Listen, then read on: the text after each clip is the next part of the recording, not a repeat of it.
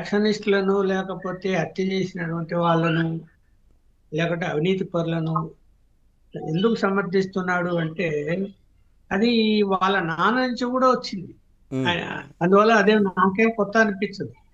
ఉమ్, ఇప్పుడు రాజశేఖర రెడ్డి ఒక హత్య అంటే ఫ్యాక్షన్ సంబంధించి హత్య చేసినటువంటి వ్యక్తులను ఆయన కారులో కూర్చోబెట్టుకొని తిప్పుకునేవాడు, ఆహా, పోలీసులు అరెస్ట్ చేయకుండా.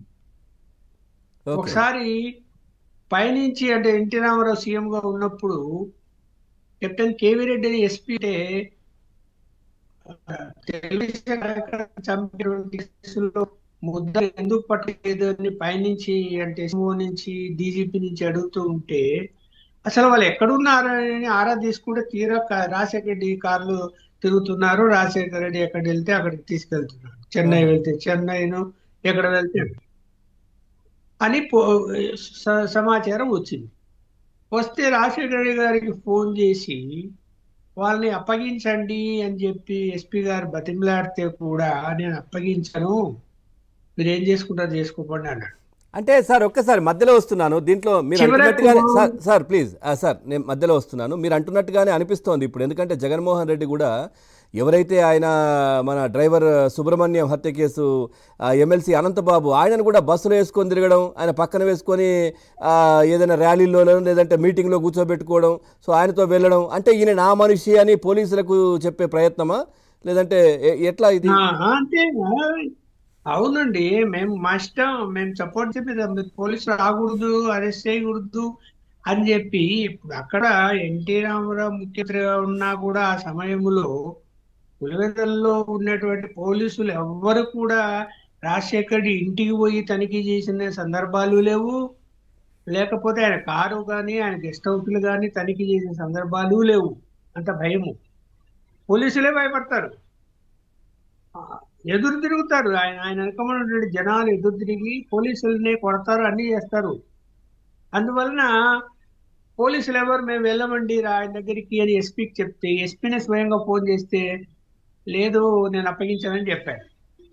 ఏదో నేను సందర్భంగా నేను మామూలుగా అప్పుడప్పుడు కలుస్తుంటా కాబట్టి మనం వృత్తిరీత్యా ఆయన కలిస్తే ఆయన గోడు రాకు చెప్పుకున్నాడు. సరే ఏం చేయాలి, ఇట్లా పైనుంచి నాకు ఒత్తిడి ఉంది, ఆయన కార్లో చూడు తిరుగుతున్నాడు, మన వాళ్ళు వెళ్ళి రైడ్ చేయండి అంటే భయపడుతున్నారు, ఏదైనా లాండ్ ఆర్డర్ ప్రాబ్లం వస్తుందని, మళ్ళీ గొడవలైతే మళ్ళీ పై వాళ్ళు నన్నే అంటారు కదా అని చెప్పి అన్నాడు. అంటే సరే మరి నేను మాట్లాడతానులేండి, ఒక రోజు టైం అయింది.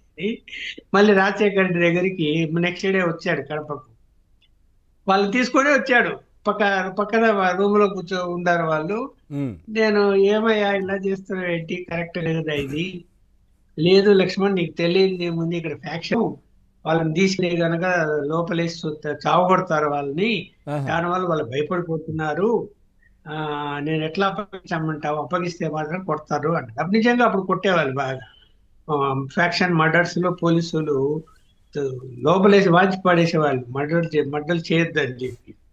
అంటే మరి అలాగే ఇది కరెక్ట్గా చట్టానికి విరుద్ధం ఇది, నువ్వు పోనీ నువ్వు వెళ్ళి కోర్టులో హాజరుపరచరాదా, అప్పుడు కోర్టు రిమాండ్కి పంపిస్తుంది కాబట్టి వాళ్ళని కొట్టగాల్సిన ఉండదు అంటే కోర్టు దగ్గర కూడా వచ్చి అరెస్తారు కదా అన్నాడు. సరే అది నేను చెప్తాను, ముందు నువ్వైతే కోర్టులో హాజరుపరచు, ఈ పద్ధతి మంచిది కాదు అంటే ఒప్పుకున్నాడు. ఒప్పుకున్న ఉమ్, తర్వాత ఎస్పీకి చెప్పాను ఇది కోర్టు దగ్గరికి వెళ్ళకండి, హాజరుపరుస్తాడు పొద్దున్నే అంటే. అయితే ఒకటి ఏంటంటే రాజశేఖర్ దగ్గర మాట చెప్తే మాటని నిలబడతాడు, తను ఏదైనా తప్పు చేసినా సర్దుకుంటాడు. ఉమ్, ఇక్కడ కంపారిజన్ ఎందుకు చెప్తున్నా అంటే జగన్మోహన్ రెడ్డి దగ్గర ఆ గుణం కూడా లేదు, ఆ, అది అందుకని చెప్పాల్సి వచ్చింది. ఉమ్, కనీసం ఆయన అరే ఒక జర్నలిస్ట్ అడిగాడు నేను చేసేది తప్పే, దాన్ని దిద్దుకుంటామని అనుకుంటాడు. ఉమ్, ఈయన చేసిన తప్పులు సమర్థించుకుంటూ పోతాడు తప్ప ఎవరిని ప్రశ్నించినా కూడా తప్పు అన్నాడు, ఉమ్, తను చేసేదే కరెక్ట్ అంటాడు. ఉమ్. ఆ ఇది ఇక్కడ మనస్తత్వం ఏంటి చిత్రం సార్? ఆ అంటే మనస్తత్వం ఏంటి అంటే ఇప్పుడు 72,000 పరకామణిలో పోయాయి, చిన్న కేసే కదా, లేదంటే ఇట్లా జరిగింది అంతే కదా, లేదంటే ఇక్కడ ఏదో గొడవ జరిగింది గొడవనే కదా, అందరినీ మంచోళ్ళు అనడం ఏది, ఇట్లాంటి కార్యక్రమాలు చేసిన వాళ్ళని ఏంటి, ఈయన మనస్తత్వం ఏంటి? అదే మరి అది అది అలాంటి విచిత్రమైన మనస్తత్వం తనకు. తను అనుకుందే కరెక్ట్ అనుకుంటాడు. ఇప్పుడు అందుకనే కదా 5 సంవత్సరాలు బయలులాగా ముగ్గురో నలుగురో వచ్చిన వ్యక్తుల మాటలు నమ్మి అదేదో డబ్బులు ఇచ్చేస్తే ఆ, బట్టలు నొక్కేస్తే జనం ఎగబడి మనకు ఓట్లేస్తారు, మనమే అతనిలోకి వస్తామని భ్రమపడ్డాడు. ఉమ్. అది తప్పని తర్వాత ఇప్పుడన్నా తెలుసుకున్నాడా అంటే ఇంకా తెలుసుకోలేదు. కానీ ఇంకా ముగ్గురో నలుగురో చెప్తే చెప్తూ వినేటటువంటి చదువుకోవడం ఇంకా మనస్తత్వమేనా సార్? ముగ్గురో నలుగురో చెప్తే విని ఆ కోటరీలో ఉన్నాడు జగన్మోహన్ రెడ్డి అని విజయసాయి రెడ్డి గారు చెప్తుంటారు. అట్లా వాళ్ళు చెప్తే చేసేటటువంటి వ్యక్తేనా? అంటే ఆయన ఎవరినైతే నమ్ముతాడో ఒకరినో ఇద్దరినో, వాళ్ళు సార్ ఇది కుక్క కాదు నక్క సార్ అంటే అది నక్కే అంటాడు. ఆ, అదే ఆయన మనస్తత్వం. ఆ, ఆయన నమ్ముతాడు, నమ్మి బోల్తా కూడా పడతాడు అప్పుడప్పుడు. ఆ, ఏమని ఇప్పుడు ఇప్పుడు ఆయన పత్రికలో ఒక జర్నలిస్ట్ కి అన్యాయం జరిగితే నేను వెళ్ళి మాట్లాడాను ఉమ్, హైదరాబాద్ లో.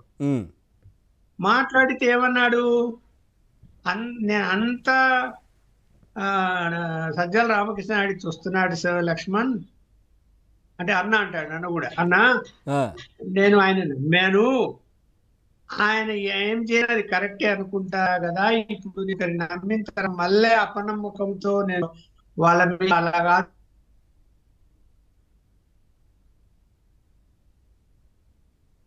రైట్ లక్ష్మణ్ గారు. రైట్ ఫ్రీజ్ అయింది. రైట్ ఇలా చేయను, కావాలంటే నువ్వు వెళ్ళి కలిసి సార్ చిన్నగా నెట్వర్క్ ఇష్యూ ఉంది, ఒక్కసారి మళ్ళీ మాట్లాడిస్తాను మీతోని. సో జనసేన చెప్పు అని నన్ను నాడు మీద అనుకున్నాడు. ఆ, సో అలాంటి అసలు అని రైట్ సార్, అది నెట్వర్క్ ఇష్యూ వస్తుంది సార్ మీ దగ్గర నుంచి, ఒక్కసారి చెక్ చేస్తున్నాం.